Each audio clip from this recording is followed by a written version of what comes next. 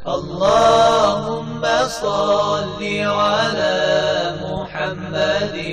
وآل محمد. أعوذ بالله من الشيطان الرجيم. بسم الله الرحمن الرحيم.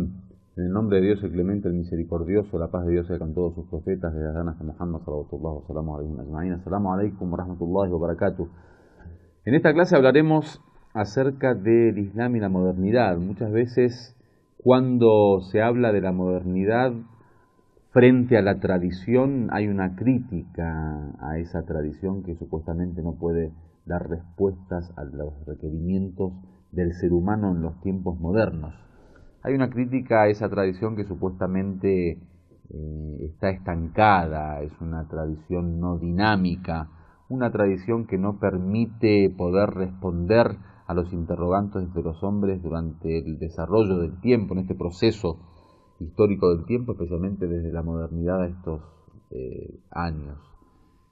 La crítica es una crítica quizá válida para ciertas tradiciones o para ciertas corrientes de pensamiento que se han estancado en el tiempo, no sin embargo una crítica que pueda darse con el Islam. El Islam, cuando se desarrolla históricamente, lo hace justamente porque tiene una calidad de dinamismo en su cosmovisión, en su doctrina, en sus leyes, en sus normas. Es decir, que las normas del Islam no son normas estáticas, son normas que están en un movimiento constante. ¿En qué sentido? En el sentido que del Corán y de las tradiciones proféticas se toman los principios, pero esos principios son aplicados a un tiempo y a un espacio. El Islam, como la última de las religiones y como dicen en algunas aleyas como el sello de la profecía del profeta Muhammad, y el Corán como el sello de las revelaciones y el Islam como el sello de las religiones, tiene la obligación de poder responder justamente a todas las necesidades y requerimientos del ser humano a través de toda la historia, porque es la última revelación, y como última revelación tiene que poder llegar hasta el fin de los tiempos, y es por eso que justamente el Islam, cuando se presenta como universal, y lo hablamos en una de las clases cuando estuvimos planteando el tema de la universalidad del Islam, se presenta como una religión que tiene que permanecer en el tiempo constantemente fresca, nueva, renovada. Y eso lo vemos nosotros justamente en muchos principios, como por ejemplo el principio de la imitación del sabio vivo, cuando en la jurisprudencia se dice que uno, para poder tener acceso a las normas del Islam y conocer, digamos, lo permitido y lo prohibido según las reglas islámicas, según el Corán, según las tradiciones proféticas, se hace lo que llaman al taqlid, o la imitación, que es imitar a un sabio, a un mujtahid, que es quien tiene la capacidad de poder extraer de las fuentes del Islam las normas y las reglas. Ese mujtahid es como un referente y una autoridad legal que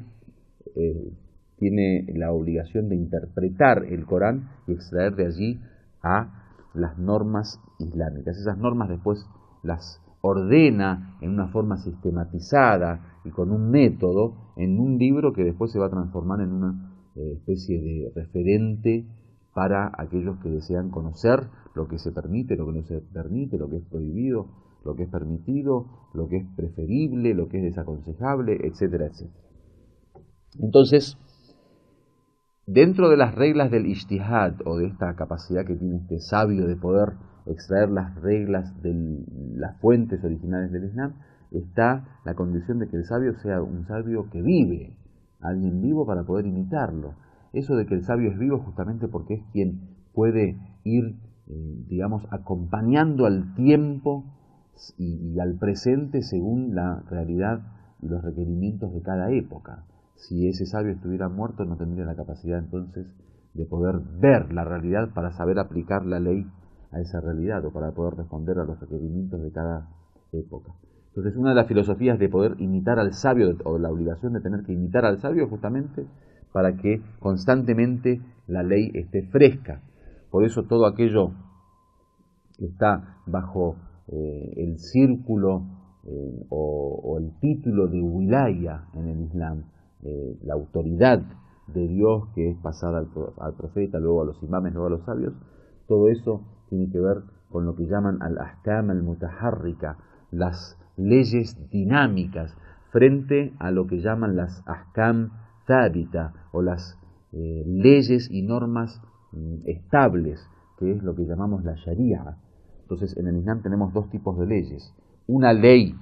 que es estable, que llamamos sharia, y es lo que Dios permitió o prohibió, y que eso es hasta el día del juicio final, porque está basado justamente en la naturaleza humana, que la naturaleza humana no es dinámica, sino que es estable en su esencia. Y hay una dimensión del ser humano que es dinámica, que es justamente esa dimensión cultural que va cambiando de época en época, de tiempo en tiempo, que ahí sí hay una serie de normas que están bajo el círculo de la wilaya de la cual venimos hablando, y están en un constante movimiento. Entonces,